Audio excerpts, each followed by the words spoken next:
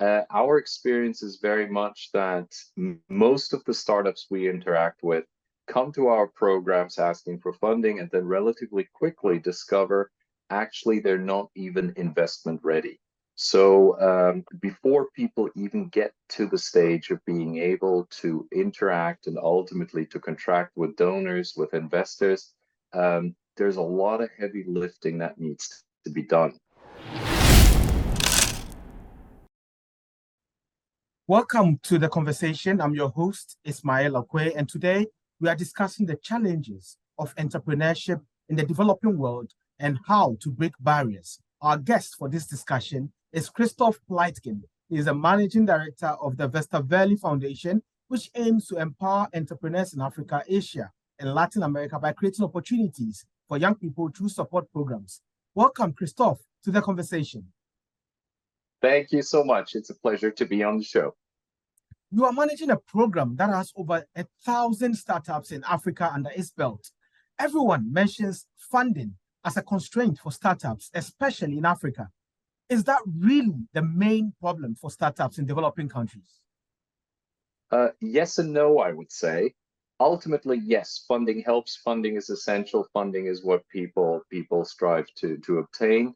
Our experience is very much that most of the startups we interact with come to our programs asking for funding and then relatively quickly discover actually they're not even investment ready. So before people even get to the stage of being able to interact and ultimately to contract with donors, with investors, there's a lot of heavy lifting that needs to be done. And whether that is soft skills in terms of how people present themselves, whether it is being to even speak the investor's language, right? And that's where we come in.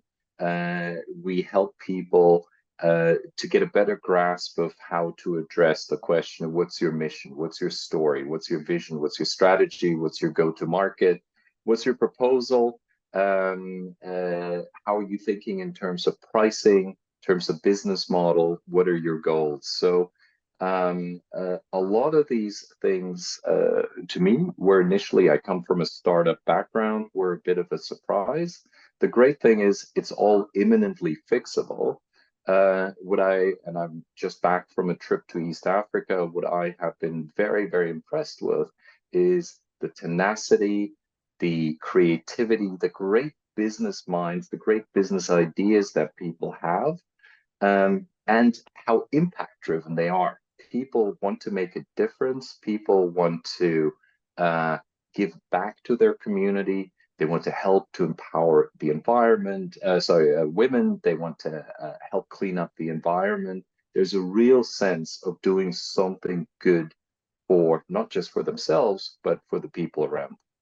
Well, the sense of doing good for people around using startups, what are some of the areas that people in Africa, especially in the areas where we are operating, that's Tunisia, Tanzania, and Rwanda, what are they really looking at building or starting up as a business? So that was one of the surprises, and maybe I should say it's like I'm relatively new in this job, right? So I have to jokingly say my knowledge about Africa, my knowledge about the Westerwelle Foundation doubles roughly every 45 minutes. So these are all initial impressions. Having said that, the environment is a thing that is very much on people's mind. Like I said, being focused on including women in economic activity are things that are on the forefront of people's minds. I'll give you two examples. So one is a female entrepreneur based in Mombasa. Her idea was to actually take the bycatch from fishing boats, so the kind of stuff that normally gets thrown overboard, introduce that to economic activity, use that as a basis of creating food, and in doing so, to include more than 60 women, get them out of their homes and actually have them take part in economic activity, generate income for their families. And she's someone who's actually quite successful in doing so. Other examples could be people focused on growing foods organically and selling them not just in their home market or abroad. Another story that really resonated with me again was in Mombasa. This was a woman who had trained as a dentist and who became so upset about the fact that people were just dumping their refuse, dumping their trash on the street, not because they were dirty or because they didn't care, but just because there weren't trash collection services. And she decided to develop an app that actually connected people who could come pick up the trash and not just pick it up, but also then separate it to look for valuable bits of resource refuse, and again sort of create economic value quite literally from trash, right? What all of that points to, from my perspective and my observation, are two things. Number one, like I said, there's an enormous amount of understanding of problems that are affecting the local communities and how to use technology to address them. And number two, how, from my experience, what constitutes a startup is a company that invents technology, right? That does something that has never been done before. I, for example, have a background in Israeli startups. Israel, as you probably know, is known as the startup nation. So an enormous amount of entrepreneurship, of inventions come out of that tiny country. Here, what constitutes a startup may be someone who is, for example, engaged in ecotourism or in growing sustainably foods or organically sourced foods. Our job in that context is to work with the entrepreneurs and to show them how, by using technology, you can hypercharge your business. So we're very much focused on either technology startups or teaching people how to use and utilize technology in a smart way to actually enable their business.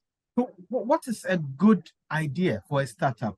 Like, should it be something that will bring money, or should it be something that could just get the interest of the people?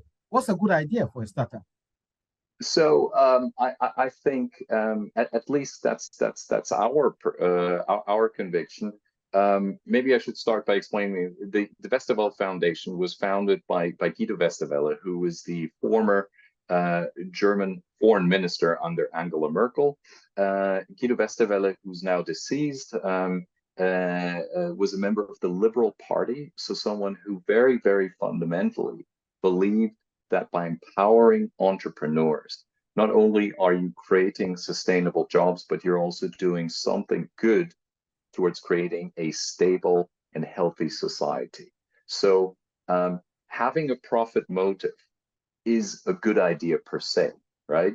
And again, this is my experience. Most of the entrepreneurs I encountered understand that, support that, but also deeply care about creating impact, i.e., creating something very positive, something that gives back to the community, right? And I think what is a good idea? A good idea is looking at a problem that affects the local community. That could have to do with e-commerce, that could have to do with transportation, that could have to do with agri-food or the food tech sector, right? And from a position of deep understanding of the problem, actually thinking about creative solutions. That's the hallmark of a good entrepreneur. If that's what you're doing, and if you then have the tools to talk to this, to tell the story, to connect to both markets and investors, then that's a good idea for a startup, I would say. So an entrepreneur who doesn't have technology as part of the DNA of the startup idea they would want to work on, is that an entrepreneur eligible for funding from the Westerwelle Foundation? Well, so first of all, we don't do funding. We connect people to funding. That is someone who potentially does something very, very worthy, right? And there are programs that support such ideas. It's just something that the Westerwelle Foundation specifically is a little less focused on. Okay. So to connect these people, what really would you look at? If there's no technology, would there be more, would they have a bigger chance with those who fund entrepreneurs in Africa? Well, again, it depends. The good news is that there are a variety of sources for funding available, and there are organizations that fund, whichever way you want to label this, it's like a different type, maybe a more basic type of innovation. And again, I'm not dismissing this, I'm not discounting this at all. A farmer who invents a machine that allows him or her to be 30 times as productive when harvesting maize, for example, right? Is that a great idea? It is an absolutely brilliant idea because it enables that person not only to be much more productive by him or herself, but also to potentially rent out the machine to neighbors, to the community, generate a little bit of income. I have the greatest respect for that kind of activity. And in many ways, some of the skills that you need to have are not that different from what you need in order to be successful as a startup entrepreneur. It's just not our remit, right? We are more focused on the people who want to take technology, who understand the importance of technology, of enabling their businesses. And we do that because, and this has been a key learning of my recent trip, I was told that in Tanzania, for example, between 80 to 85% of all university graduates have no chance of entering the job market, right? So it's not a question of whether you, after you graduate from university, say, oh, it's like maybe I'll work for a big established company or maybe I'll do my own thing. No, you don't have that choice, right? So being an entrepreneur is quite literally the only way of sustainably supporting a family, supporting yourself. And, furthermore, if these young people are successful, maybe they themselves start to create jobs and actually start to hire other people, right? So from that perspective, I am absolutely deeply convinced that what the Westerwelle Foundation does is something to provide something of great value, because quite literally, in many cases, it is the only way in which people can actually sustain themselves. Well, you were recently in Arusha and also in Kigali and other places in Africa, in East Africa, per se. What did you really see in terms of the constraints of the people, the entrepreneurs you met, and also trying to make it out of these places? What's the glass ceiling that they need to break over there? Some of the issues that have been coming up normally in Africa are the tax brackets. When they start an entrepreneurship, you have to pay a lot of taxes. People can't afford. I don't know if that's one of the things you've also identified, but what else did you identify on your journey?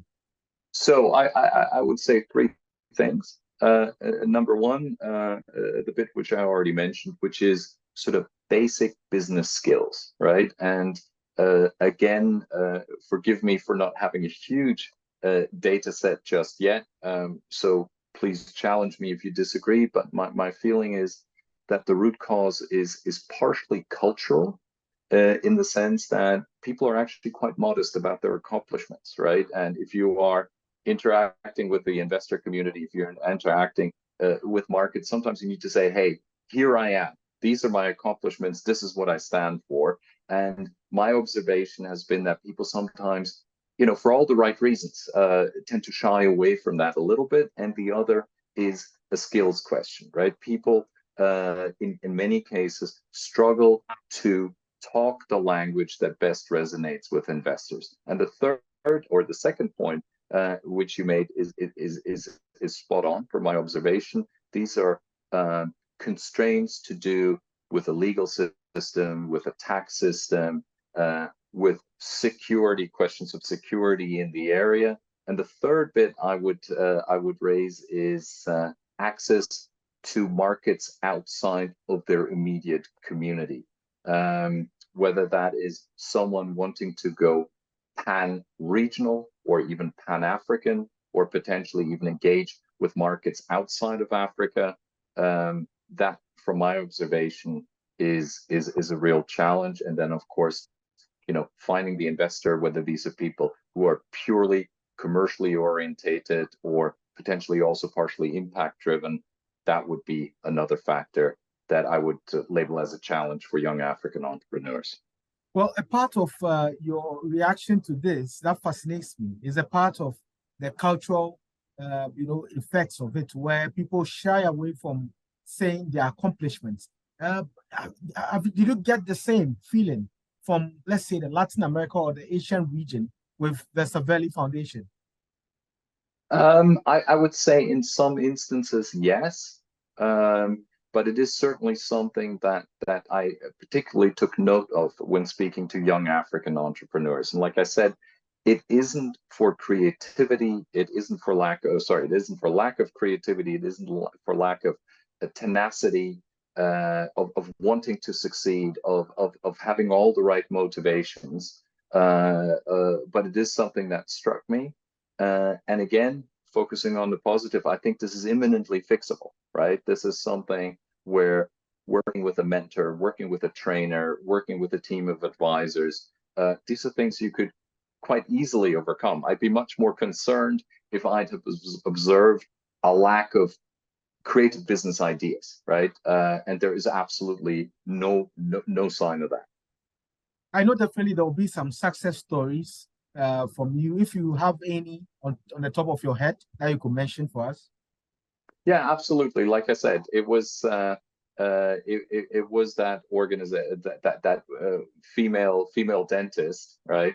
That now operates in Mombasa, who has created in very short amount of time an app, right, that connects people to people who can actually deal with their refuse, deal with their trash. It's like, I thought that was that was an amazing example. I'll give you another very different example. In our startup hub in Arusha, it's a young woman who runs an eco orientated tourism and safari operation, right?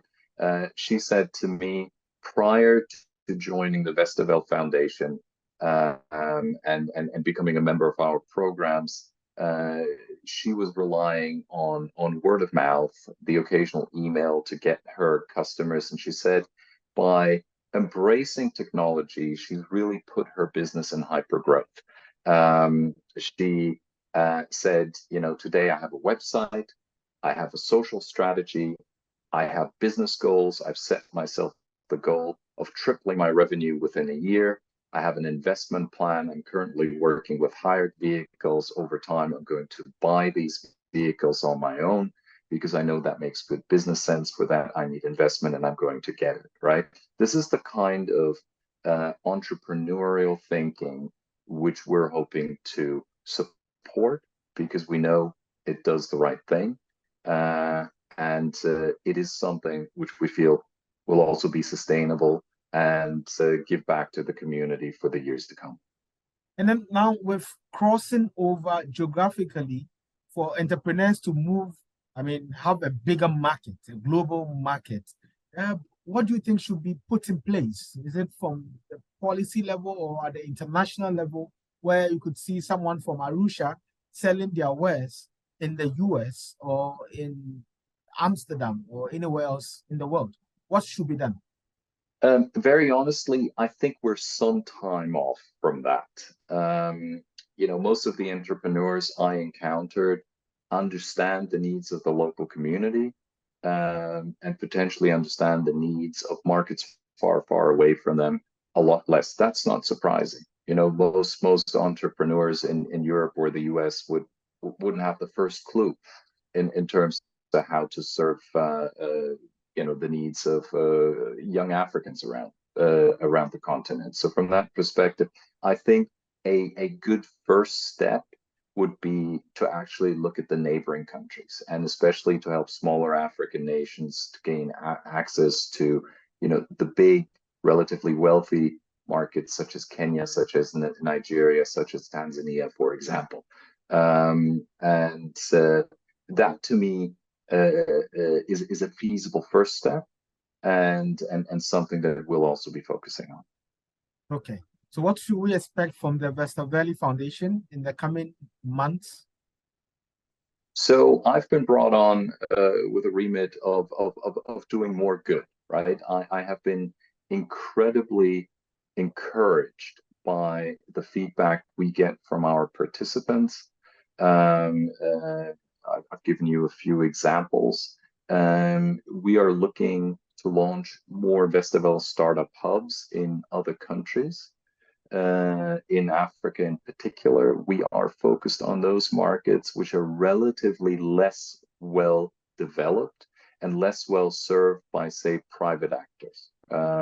If you go to Nairobi, there's probably no reason for the Westerwelle Foundation to be involved. Likewise with South Africa, likewise with Lagos. If you take Tanzania as an example, there's a reason why we're not in Dar, but we're actually in Arusha. So we're looking at other markets. We'd like to expand into other regions. So West Africa is one that is very high on our list of priorities. And then we're going to very closely listen to the needs of our members, of the people we support, in terms of the types of programs we're offering, in terms of potentially becoming even more involved in connecting them to the right investors. There's a lot of work to be done. And by the way, if anyone watching this, if anyone listening to this is interested to get involved, we're always looking for mentors. We're looking for people who are willing on a pro bono basis, whether they're lawyers, tax specialists, HR specialists, to support these amazing young entrepreneurs. That's something you're willing to do. If you're a big corporate who's got a corporate social responsibility remit, do get in touch with us. What we do makes a massive amount of difference. We feel very good about the impact we create, and we'd love people to be a part of that story. That wraps up another exciting episode of The Qonversation. My name is Ismail Akwei. Thank you very much for joining us, Christoph Pleitgen. Until next time, goodbye. Thank you very much.